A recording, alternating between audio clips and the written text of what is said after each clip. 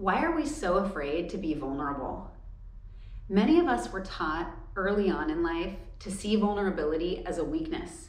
And so when we arrived in adulthood, we had already established patterns of hiding from and disguising our vulnerability from ourselves and others.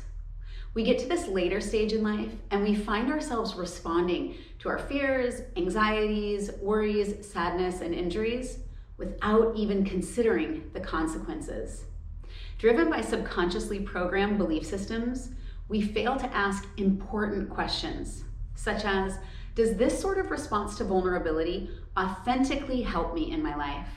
And what sort of impact does my treatment of vulnerability have on the people around me? Recently, a friend of mine contacted me about an exciting adventure she's about to go on with her kids. She wanted to know about certain activities that she would like her kids to do, and I encouraged her to try those activities for herself as well. The following text stream ensued.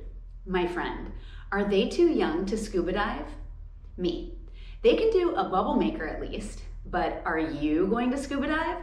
Definitely do it. My friend, I won't, too scared, trying to give the kids experiences without them seeing me act like a baby. Me, it's beyond incredible. I would go so far as to say it has the life-changing capacity to eliminate fears and transform a person into someone fearless. My friend, I know, but I think I would chicken out and I don't want my kids to see me be afraid because they will love it. Me, it's okay to be scared and to do things anyways, like to be afraid, to feel terrified, and still try. This is a practice. My friend, I know, I just don't want to be scared in front of my kids because they have no fears. In my head, I'm like, yes, let's do everything. But I know I'll be hesitant and I don't want to share those fears with my kids and influence their experience. Me. And now this message is the most important and the reason for this video today. So please listen closely. You already know this, but I have to say it anyway. Your kids are not fearless. They also have fears that they are afraid to show others. Fears that the support of others and the vulnerability to have openly would be of great benefit to them. You could always think that your task is not to not be scared for them, but to be vulnerable and open, and in that way model healthy fear surmounting. And the truth is, they may love an opportunity to be strong for you, to hold your hand for once. They want you to feel safe, to be honest about what is true for you, so that they can feel confident in their own self-honesty. This wasn't the end of the conversation, but it is the point of what I want to say to you today. Being vulnerable is not a weakness. Being open with your vulnerability is not something that causes harm to others, including our children.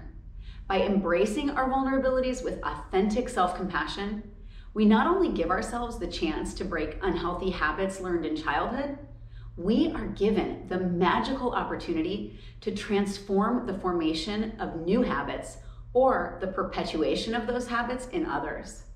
Hiding from vulnerability, teaching and modeling to others how to hide from theirs is one way that we promote disconnection, isolation, and loneliness.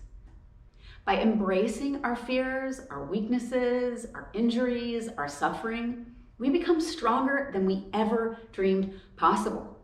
We learn to accept ourselves in our wholeness. And in this way, we move more closely towards a fully integrated self. This is how mentally strong people live. To apply this new way of relating to vulnerability is simple, although perhaps painful and uncomfortable. It begins with raw self-honesty. You can start small. For instance, the next time someone greets you and asks how you are, respond authentically. If you are not doing well, say so. You don't have to always be on, to always be happy, to always be perfect. Practice one day of full and complete self-honesty to yourself and others and see how freeing this can be. Mastering this capacity to accept and admit vulnerability, which is merely a form of self-honesty, will have a life-changing impact on you and the people around you.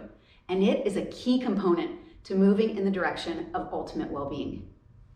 I hope this video has been helpful for you in your life.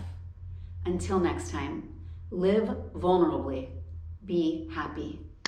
If you are ready to transform your life, Mindful Island has the tools.